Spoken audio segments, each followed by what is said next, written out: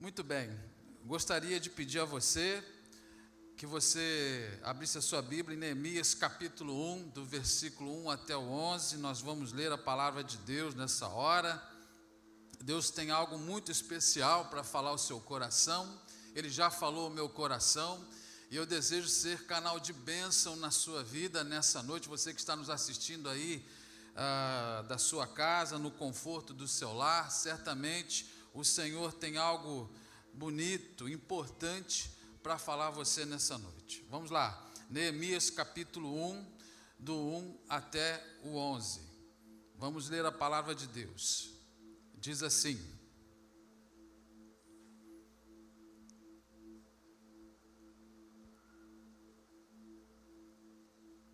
palavra de Neemias, filho de Acalias, no mês de Quisleu, no 20º ano, enquanto eu estava na cidade de Suzã, Hanani, um dos meus irmãos, veio de Judá com alguns outros homens, e eu lhes perguntei acerca dos judeus que restaram, os sobreviventes do cativeiro, e também sobre Jerusalém.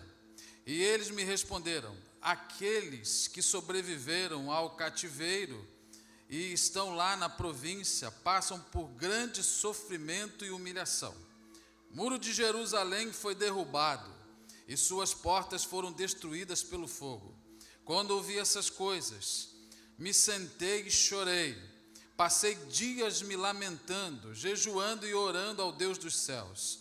Então eu disse: Senhor Deus dos céus, Deus grande e temível, fiel à aliança e misericordioso com aqueles que te amam e obedecem os teus mandamentos, que os teus ouvidos estejam atentos e os teus olhos estejam abertos para a oração que o teu servo está fazendo diante de ti, dia e noite, em favor dos teus servos, o povo de Israel. Confesso os pecados que nós, os israelitas, temos cometido contra ti. Sim, eu e o meu povo temos pecado, agimos de forma corrupta e vergonhosa contra ti. Não temos obedecido os mandamentos, aos decretos e às leis que deste ao teu servo Moisés. Lembra-te agora do que disseste a Moisés, o teu servo: se vocês forem infiéis, eu os espalharei entre as nações, mas se voltarem para mim, obedecerem os meus mandamentos e os puserem em prática, mesmo que vocês estejam espalhados pelos lugares mais distantes debaixo do céu, de lá eu os reunirei e os trarei para o lugar que escolhi para estabelecer o meu nome. Estes são os teus servos, o teu povo. Tu os resgataste com o teu grande poder e com o teu braço forte. Senhor, os teus ouvidos estejam atentos à oração deste teu servo e à oração dos teus servos que tem prazer em temer o teu nome. Faze com que hoje este teu servo seja bem-sucedido, concedendo-lhe a benevolência deste homem. Nessa época eu era copeiro do rei. Amém? Pai, nós te agradecemos por esse momento tão oportuno. Estamos aqui diante, ó Deus, da tua palavra. Uma história linda, Senhor Deus, é registrada na tua palavra para acender dentro de nós a chama do servir. Ó Deus, que assim, Senhor, cada um de nós sejamos, ó Deus, apaixonados por fazer a tua obra, assim como Neemias, ó Deus, teve, Senhor Deus, coragem, intrepidez e também paixão, Senhor, para poder, ó Deus, liderar aquele povo e reconstruir, ó Deus, aquele muro em ruínas. Também nós tenhamos, Deus, do teu Santo Espírito, Senhor, autoridade, poder necessário para fazer, ó Deus, grandes obras em teu nome. Muito obrigado, que a tua palavra, Deus, nessa noite, incendeie também, Senhor Deus, as vidas daqueles que estão no seu lar, que também eles sejam alcançados, Deus, pelo teu poder e pelo teu grande amor. Nós te oramos com gratidão nessa hora, em nome de Jesus. Amém. O livro de Neemias é um livro que registra grandes feitos de um povo que estava sob o cativeiro. E lá, naquele lugar, onde eles não podiam fazer muita coisa, um homem de Deus se levanta para poder interceder por outras pessoas que também não podiam fazer absolutamente nada, porque Jerusalém e os seus muros estavam em ruínas. Em Neemias nós encontramos um homem cuja vida era governada por Deus. Mesmo em meio às crises familiares, sociais e espirituais que ele estava enfrentando e vivendo, ele teve coragem de se levantar em tempos de guerra para reconstruir muros, restaurar famílias e mobilizar voluntários, não por obrigação, mas por amor àquele que governa. Quem governa a sua vida? Queremos falar nessa noite a respeito daquele que te governa. Hoje nós estamos diante de duas celebrações importantes que se entrelaçam nesse mesmo culto. Maio é um mês lindo porque também celebramos o mês da família. E nesse culto específico nós entrelaçamos esses dois temas, o culto dos voluntários, pessoas que decidem dedicar as suas vidas a serviço do rei, e também o mês lindo que é o mês da minha, da sua, da nossa família, que nos lembra do propósito sagrado dos nossos lares em sermos um altar de adoração. Mas há uma pergunta que une essas duas questões importantes nesse tema de voluntariado e família. Quem ou o que governa o seu coração? Quem ou o que governa o seu coração? Quem é que está no trono das suas decisões, dos seus relacionamentos e do seu serviço? Estamos vivendo sim um tempo tão difícil, mas a igreja, desde que nasceu, ela nunca viveu um tempo fácil. Cada tempo em que a igreja passa na sua história, cada momento tem sim uma dificuldade diferente. É como se fosse a nossa vida. A cada momento, a cada ano, nós passamos por grandes desafios e dificuldades diferentes. Existem dificuldades que sobrevêm sobre a nossa vida, que destroem às vezes o nosso emocional, que destrói o nosso prazer, que acaba com a nossa alegria, e nós somos desafiados a reconstruir isso. Existem momentos que sobrevêm nebulosos sobre nós, que desafiam a nossa fé e fazem ruir parte da nossa fé. São perdas profundas, são dificuldades que a gente não consegue transpor, e aí a gente é desafiado a reconstruir novamente as bases da nossa fé. Quem governa você? Quem é a pessoa ou o que governa a sua vida? Deus nos chama hoje para reconstruir vidas, para reconstruir lares, para reconstruir ministérios que ruíram com o tempo. E dentro de bases sólidas, de bases fortes, e essas bases são relacionamentos firmes, serviço por amor e um propósito que transcende o próprio tempo. Você está disposto a isso? Quem governa a sua vida? Quem é que senta no trono do teu coração? Capítulo 1 do livro de Neemias, ele revela algo muito importante e especial para nós nessa noite. Quem governa o nosso coração é aquele que determina a qualidade dos nossos relacionamentos. Quem governa o nosso coração é aquele que traz motivação para o nosso serviço e a profundidade da nossa comunhão e do propósito de Deus em nossa vida. Mas pastor, como vou saber quem está governando a minha vida? Como eu vou descobrir se eu estou no caminho certo, se eu estou na direção certa, se quem me guia é a pessoa certa? Não é tão difícil saber isso, porque o Espírito Santo, ele fala a nós com forma de forma clara, de forma audível, ele atinge o ponto central das nossas necessidades. Será que você estaria disposto a ouvir a voz do Espírito Santo nessa noite?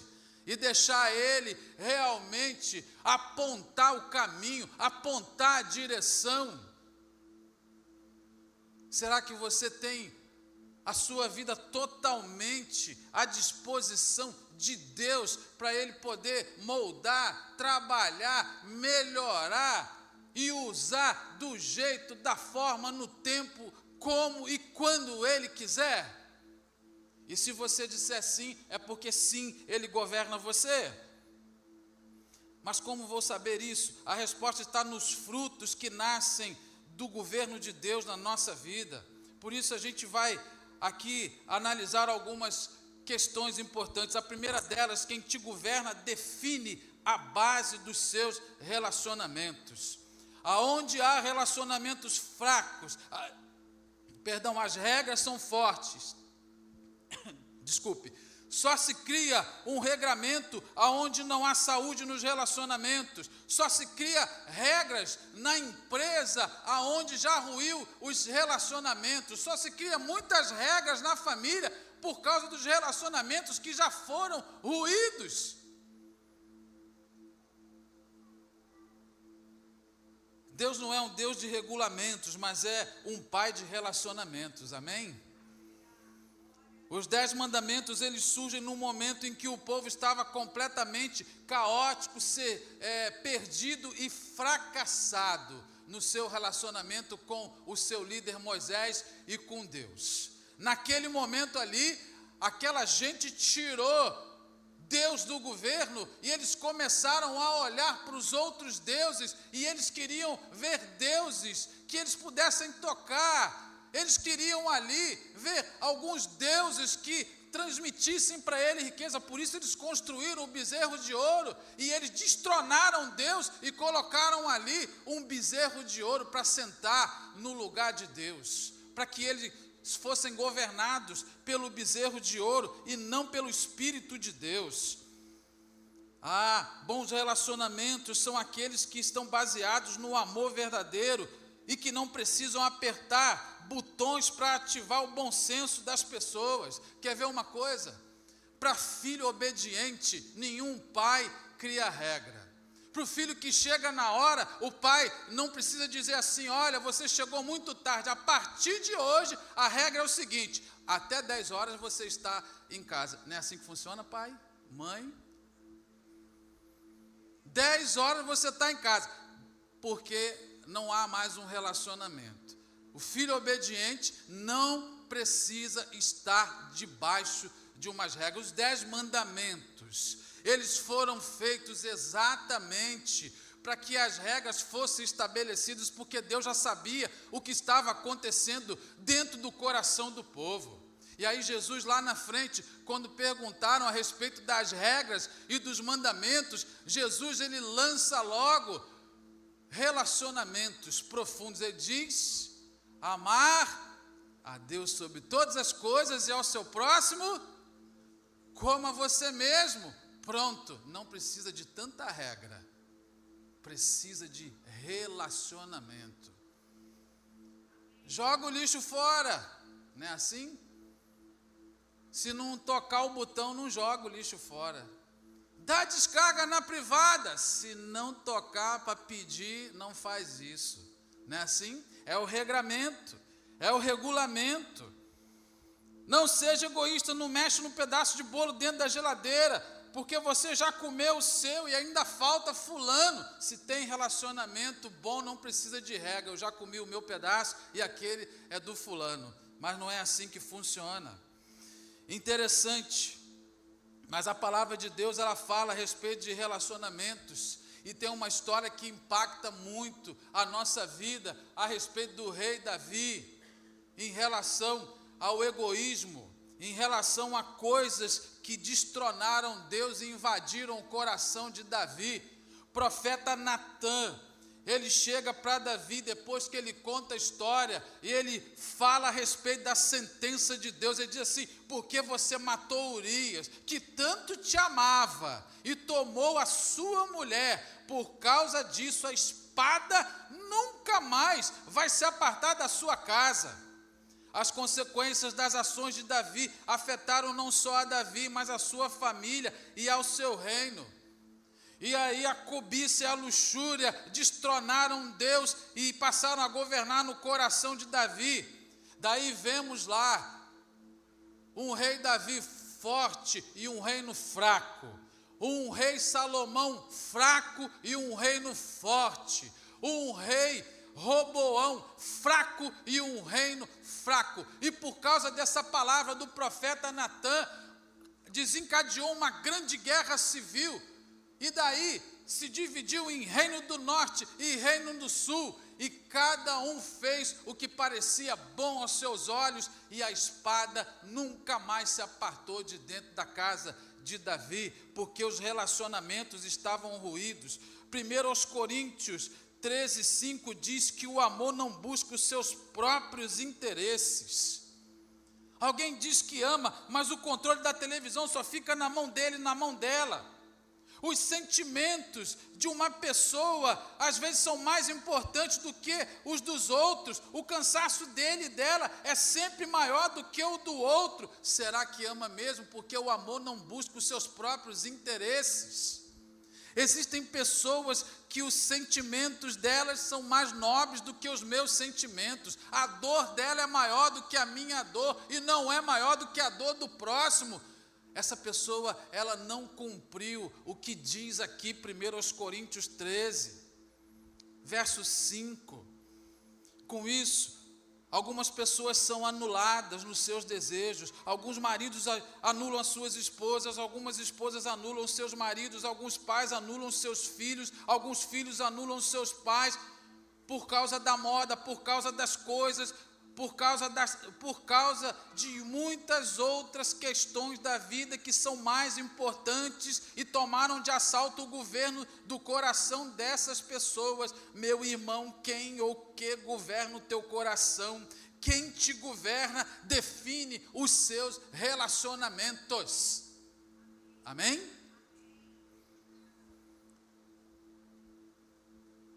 Domingo nós falamos a respeito de que os relacionamentos, eles se tornaram coisificados. As coisas, elas tomaram o lugar das pessoas. E coisificar os relacionamentos é muito difícil, porque quando isso acontece, a gente perde o verdadeiro foco da relação entre os seres humanos. A gente perde o foco como crente, às vezes, das coisas e do propósito principal de Deus. É para que haja uma relação de plena passividade entre as partes, entre os seres humanos, entre as pessoas. Amar o próximo como a mim mesmo é entender que isso é planejamento e propósito já estruturado desde o nascimento do primeiro homem, Adão. Adão foi criado para ter um relacionamento com Deus. Aí Deus vai e cria também uma mulher para poder fazer parte desse relacionamento e se relacionar com ele também.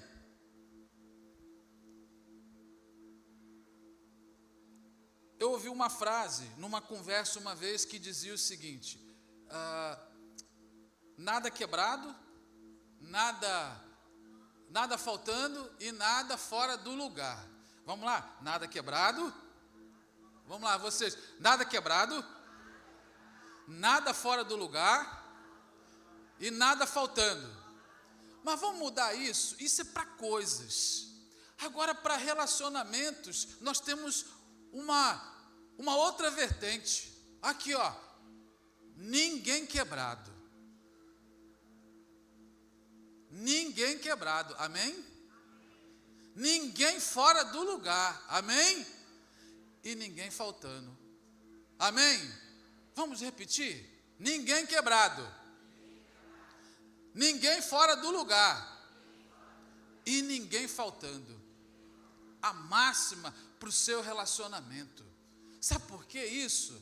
Porque pessoas quebradas, às vezes a gente fica preocupado em consertar isso e consertar aquilo dentro da nossa casa. Conserta o carro, conserta a geladeira, conserta a pia. Sim, isso é muito importante, mas às vezes nós esquecemos de consertar as pessoas, de consertar as relações. Somente se justifica consertar alguma coisa quando nós consertamos primeiro a nossa casa, que é o nosso lar, não o físico. Deu para entender? Quem te governa? Quem te governa? E Neemias ora: Deus dos céus, Deus grande e temível, fiel, aliança e misericordioso com os que o amam e obedecem os seus mandamentos, que os teus ouvidos estejam atentos aos teus olhos, estejam abertos para ouvir a oração, e o teu servo, que está fazendo dia e noite diante de ti, em favor dos teus servos, o povo de Israel. Antes de consertar o muro, ele conserta os relacionamentos. Ele conserta o relacionamento dele com Deus e do seu povo com Deus. Você pode aplaudir o Senhor por isso? Para depois ele partir e ir para consertar os muros, a coisa fica para depois, mas os relacionamentos vêm primeiro. Segunda questão: quando Deus governa, as relações são justas, honestas e recíprocas. Quando Deus governa, todos são igualmente importantes. Quando Deus governa, os seus relacionamentos são leves. Amém?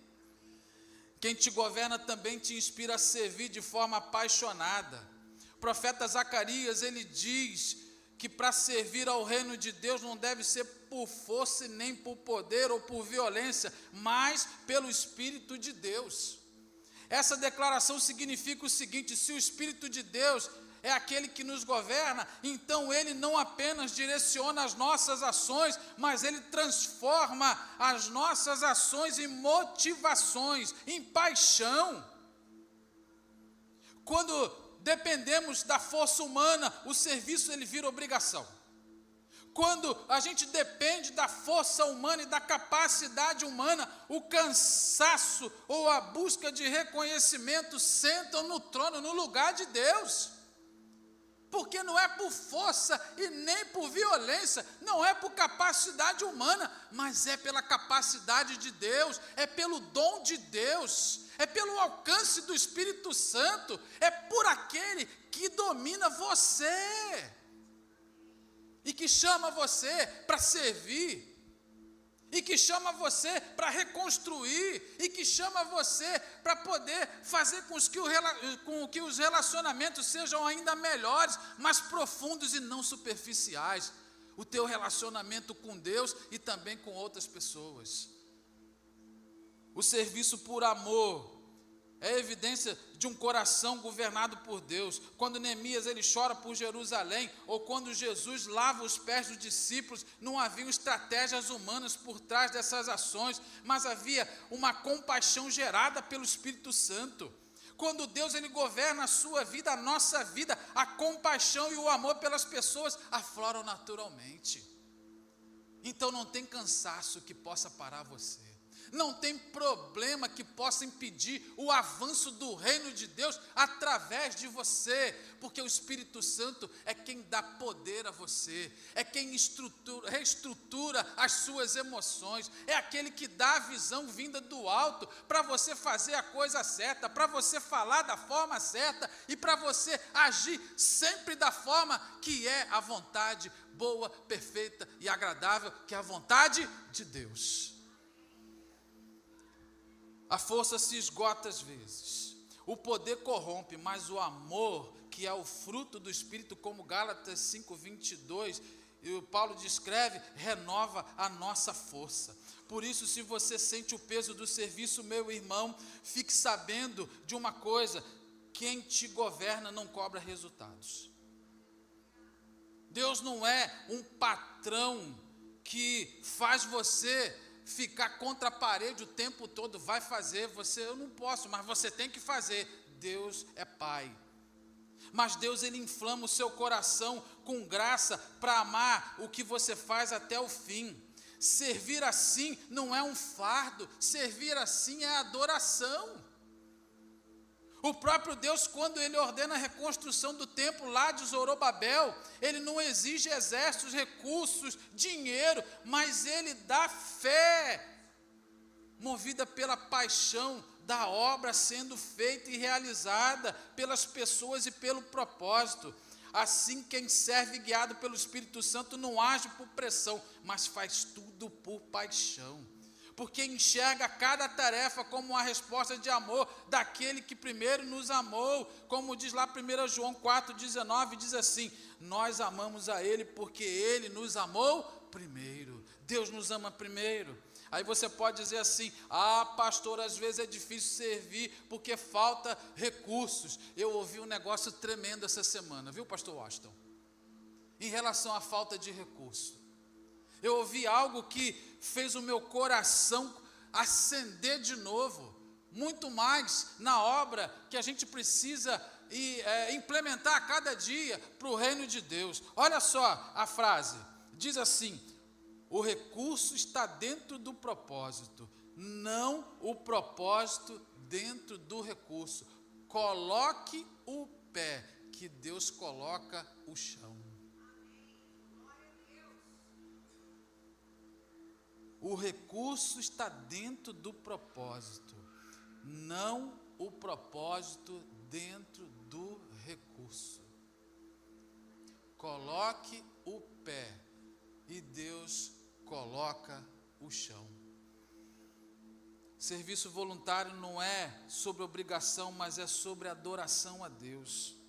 Quando Deus governa, o cansaço, ele vira propósito. Quando Deus governa, o sacrifício vira alegria. Que coisa linda foi o culto dos homens imparáveis. Aquele monte de homem aqui, ouvindo a palavra de Deus, as irmãs servindo, os jovens, os adolescentes, todos reunidos nesse lugar, e tudo muito bonito. Eles ficaram até tarde. No outro dia de manhã tivemos uma outra programação da família, e aquelas pessoas que estavam trabalhando aqui cansadas, eles estavam aqui com um sorriso, com uma alegria contagiante no outro dia, no sábado de manhã. Que coisa linda!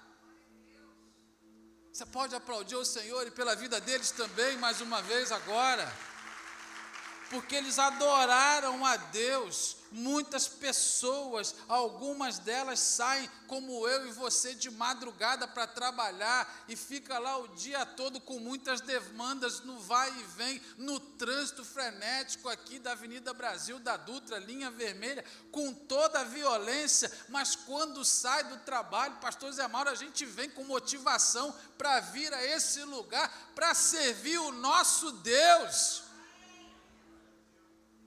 Porque esse é o chamado de Deus para a nossa vida. Quando a gente tem paixão, nós fazemos as coisas por amor. E Deus, Ele vê essas coisas. Para a família eu digo: sirva aqueles a quem você ama. Meu irmão, minha irmã, sirva o seu cônjuge, sirva os seus filhos. Meu querido, sirva o seu pai e a sua mãe como Cristo serviu a igreja, sem esperar reconhecimento, mas faça por amor. Para os voluntários eu digo: pergunte a Deus: Senhor, estou servindo por amor ou por necessidade de aprovação? Estou servindo por amor a Jesus ou estou servindo para ser visto?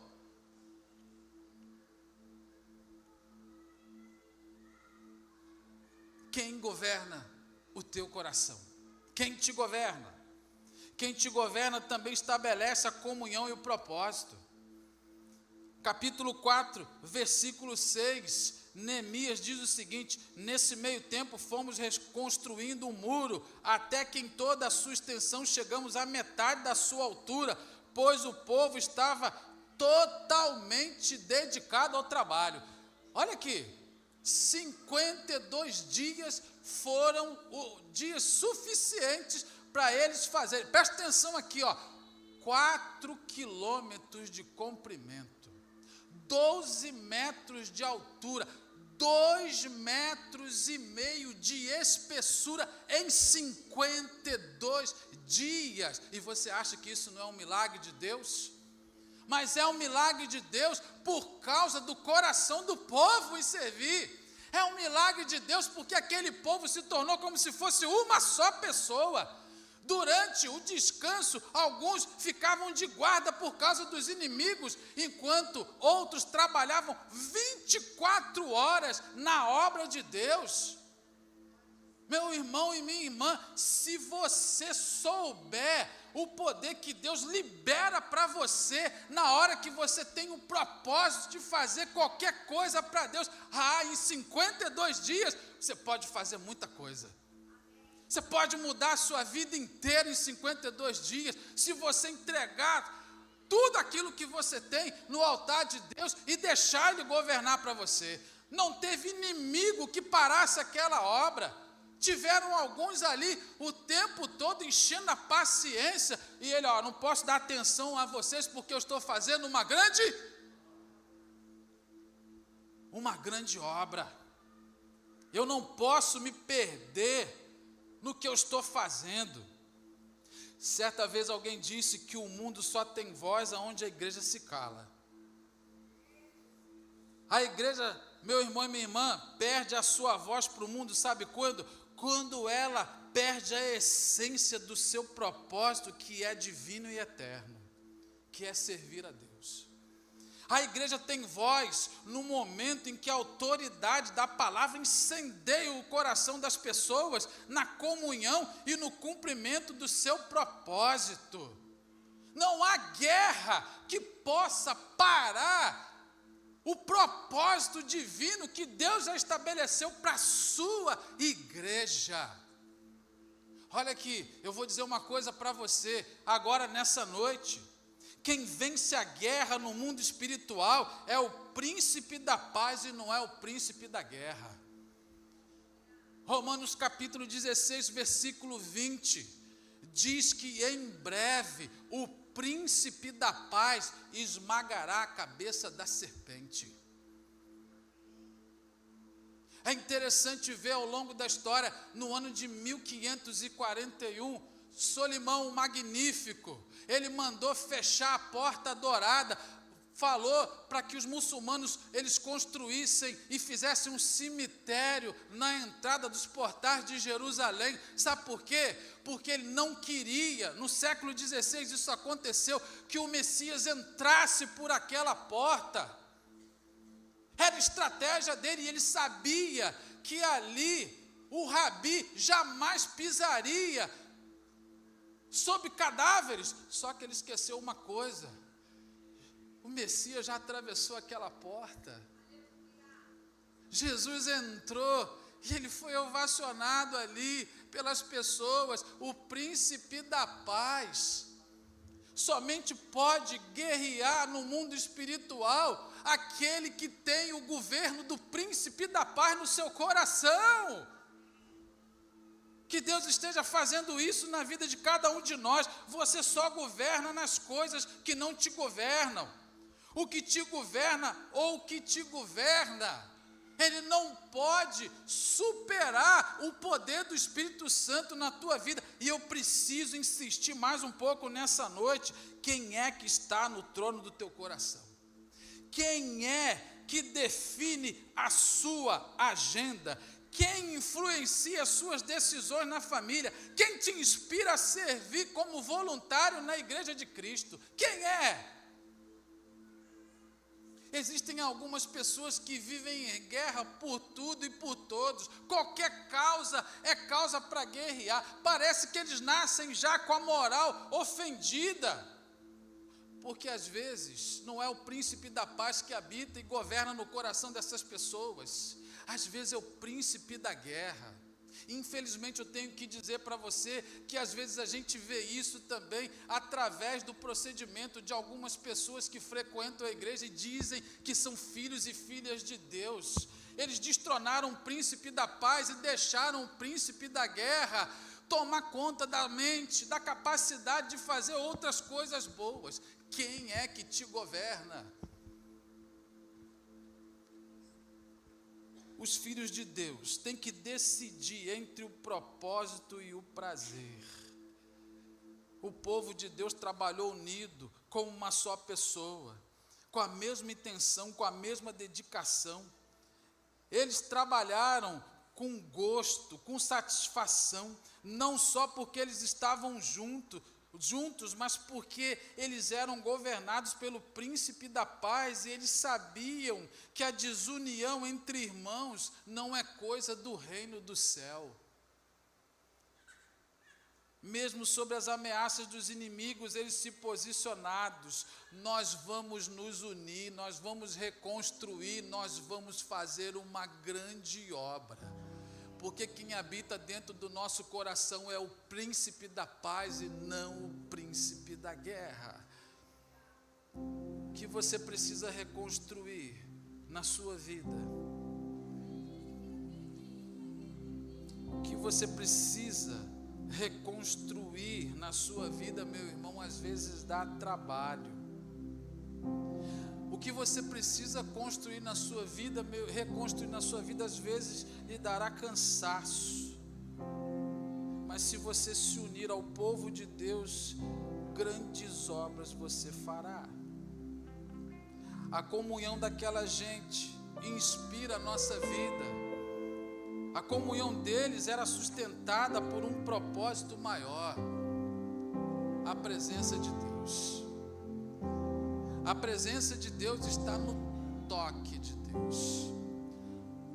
A Bíblia está recheada de coisas maravilhosas que Deus fez.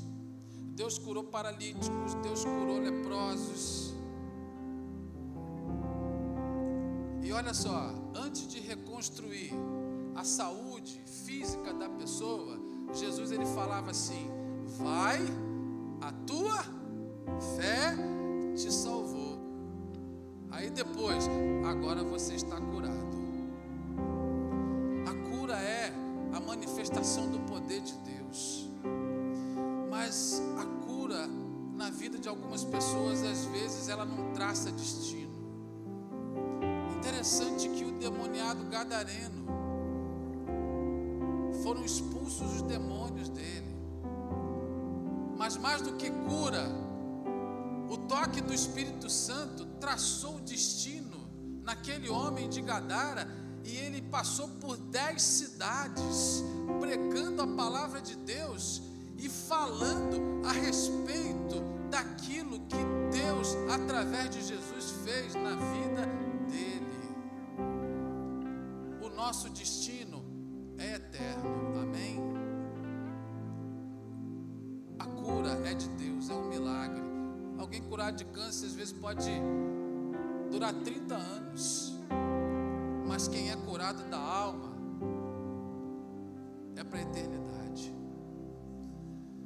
Que Deus esteja fazendo algo sobrenatural no teu coração, e que o toque do Espírito Santo na sua vida faça o Espírito Santo grudar em você, grudar de uma tal forma que onde você estiver, no seu trabalho, o Espírito Santo está colado com você, porque é destino.